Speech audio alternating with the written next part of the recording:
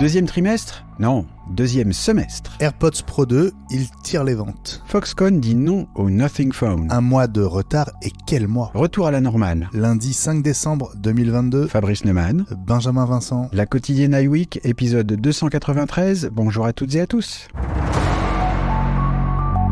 Le casque de réalité étendue signé Apple ne serait plus lancé au deuxième trimestre, mais au deuxième semestre 2023, ce qui veut dire à minima 3 mois plus tard que prévu, et potentiellement à la rentrée prochaine, voire à l'automne prochain, selon Ming-Chi Kuo, qui parle d'un retard lié à la partie logicielle.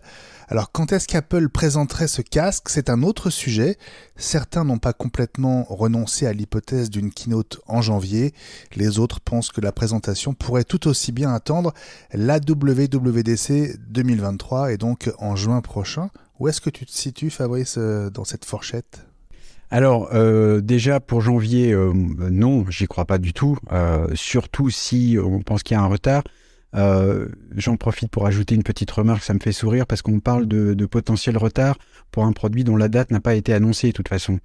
C'est souvent comme ça hein, dans notre petit monde. Apple a rien dit sur une date et puis on dit oh ça va être en retard, sauf que c'est en retard de rien puisqu'il n'y a pas de date.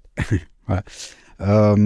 C'est vrai que sinon pour la présentation, ça a du sens quand même qu'il y ait une présentation à la WWDC 2023 pour laisser aux développeurs le temps de se préparer et de proposer des choses pour ensuite le produit qui serait disponible. Donc est-ce que c'est un retard de côté logiciel ou est-ce que c'est la dernière main justement pour que ce soit prêt pour ça ? Je sais pas trop. Je pense toujours au fait que même avant de la WWDC 2023, il pourrait y avoir quelque chose comme la plateforme de développement qu'on avait eue c'était une sorte de Mac Mini avec un A12 dedans pour la préparation au passage aux puces Apple. Je m'attends à quelque chose quand même comme ça, avec d'abord des casques qui sont probablement déjà entre les mains de certains développeurs aujourd'hui, et puis une plateforme de développement qui serait vendue $2,000-3,000, potentiellement remboursée après pour une deuxième vague de développeurs, et puis ensuite ça aurait du sens pour la rentrée 2023 effectivement. Et quant aux quantités mises sur le marché en 2023 justement, Fabrice, elles seraient bien plus faibles que prévu. Ming-Chi Kuo tablait sur 800 000 à 1,2 million de casques. Leur nombre ne dépasserait finalement pas les 500 000. Et ce qui est en plus pour Apple des chiffres tout petits, hein, même quand on parle d'1 million, ça veut dire un marché tout petit pour Apple, ce qui est très étonnant finalement. Les AirPods Pro 2 confirment la place de leader qu'occupait déjà Apple sur le créneau des TWS, les écouteurs True Wireless Stereo. Les ventes d'AirPods ont bondi d'un tiers, plus 34% au troisième trimestre 2022 sur un an, avec près de 24 millions de paires d'AirPods écoulées en 3 mois. La part de marché d'Apple est passée de 24,6 à 30,9% sur un créneau, Fabrice, qui n'a augmenté au total que de 6%. C'est vraiment un produit typiquement Apple qui est capable de montrer sa capacité à proposer un produit cher, mais dont tout le monde reconnaît la valeur. Voilà, c'est ça qu'on aimerait voir sur tous les produits d'Apple en fait. iPad 10. C'est-à-dire que là, voilà, on a vraiment, c'est des bons produits. Les AirPods Pro 2, tous ceux qui l'ont testé trouvent que c'est formidable et que c'est encore meilleur que les AirPods Pro de première génération qui étaient déjà très bien. Voilà, produit typique Apple, je suis pas étonné, malgré le prix. Foxconn a refusé de fabriquer un smartphone qui se présente ouvertement comme un concurrent frontal de l'iPhone SE et qui devrait sortir sur le marché américain, le Nothing Phone, imaginé par le chinois Carl Pei, ancien cofondateur de OnePlus. Selon lui, le refus de Foxconn s'explique par une mauvaise expérience dans le passé avec une start-up et pas par une intervention d'Apple, ni par une précaution de l'assembleur pour ne pas s'embrouiller avec son client numéro 1, Fabrice.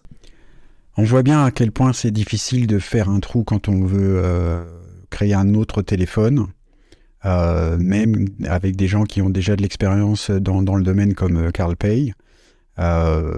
On ne saura jamais ce qui s'est véritablement passé. On sait aussi que Foxconn est dans la tourmente, alors non seulement avec les iPhones, mais pas seulement. Ne serait-ce que dans sa capacité à retenir ses salariés pour fabriquer des iPhones et d'autres choses.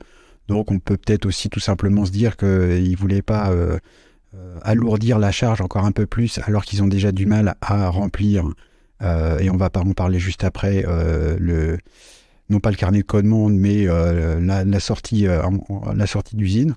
J'imagine si à Carlpay et à Nothing, on refuse la fabrication d'un téléphone, qu'est-ce qu'on dirait à Elon Musk s'il voulait fabriquer son propre téléphone, qui n'est donc pas encore prêt? Décidément, on n'est pas prêt de voir celui-là non plus. Nothing qui, selon NBC, aurait quand même déjà vendu 600 000 exemplaires de ces Nothing Ear, les concurrents directs des AirPods. On vous l'a déjà dit plusieurs fois, mais pas comme ça. La production d'iPhone a 1 mois de retard sur ce qu'elle devrait être en ce début décembre, et les répercussions sur le trimestre financier d'Apple devraient être considérables.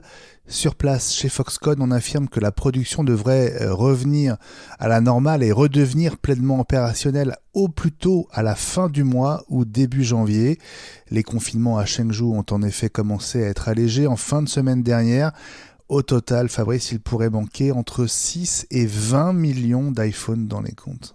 Et ça peut faire un trou très très grand. Alors, on peut faire un peu de conjecture, mais pour parler gros chiffres, si on dit 10 millions avec un prix moyen de 1000 euros pour faciliter les calculs, on part d'un trou de 10 milliards de dollars. Et donc, c'est sûrement même un peu plus. Là, même pour Apple, c'est pas une goutte d'eau quand même. Et surtout dans la présentation des résultats financiers qui vont pas tarder dans 1 mois et demi, ça risque de faire un vrai trou. Ils auront toutes les excuses du monde, mais du coup, on sait aussi les réactions souvent à l'emporte-pièce des marchés financiers qui, malgré toutes les bonnes excuses du monde, vont dire « Oh là là, qu'est-ce qui se passe ?» etc. Et puis la question qui se pose pour Apple aussi, c'est de savoir est-ce qu'ils vont être capables de rattraper, et pas forcément. Donc en termes de production peut-être, mais est-ce que les gens qui n'ont pas acheté l'iPhone ce mois-ci ou non machin vont l'acheter plus tard? Et probablement pas. Donc ça risque d'être d'avoir un impact sur les résultats financiers de l'année et pas seulement du trimestre. Ça risque d'être une mauvaise année pour Apple. On se rassure, ça va pas les mettre par terre quand même. Et mais il y aura peut-être plein de promos sur les iPhone 14 Pro et Pro Max au printemps. On peut toujours rêver. Et puis c'est l'une des conséquences sans doute de la rencontre surprise entre Tim Cook et Elon Musk mercredi dernier à l'Apple Park. Selon le nouveau patron de Twitter, les niveaux de pub commandés par Apple ont retrouvé leur niveau habituel, ce qui avait cessé d'être le cas entre le 8 et le 21 novembre. Apple, qui reste le premier annonceur sur Twitter, aurait ainsi investi plus de 84 000 $ pour la seule journée du 28 novembre, soit 2,6 fois plus qu'un mois plus tôt, Fabrice. Bon, c'est juste mon interprétation. J'aurais bien aimé être la petite mouche sur le mur pour écouter la conversation. On a l'impression qu'Elon Musk est allé vendre sa sauce au grand gourou pour dire ne nous abandonnez pas s'il vous plaît, et que Tim Cook, là pour le coup, 84 000 $, même multiplié par quelques jours, là on parle de gouttes d'eau qui sont probablement aussi pour acheter la paix. Parce que quand Elon Musk met des tweets en disant que Apple est contre la liberté d'expression, ça c'est très mauvais pour Apple. Ils n'aiment pas ça du tout qu'on les gratte là où ça fait mal. Donc on achète un petit peu de pub et comme ça, Monsieur Musk se tait. Voilà mon interprétation en tout cas de ces 84 000 $ multipliés par quelques journées. Merci bien Fabrice, la quotidienne iWeek. Reviens demain.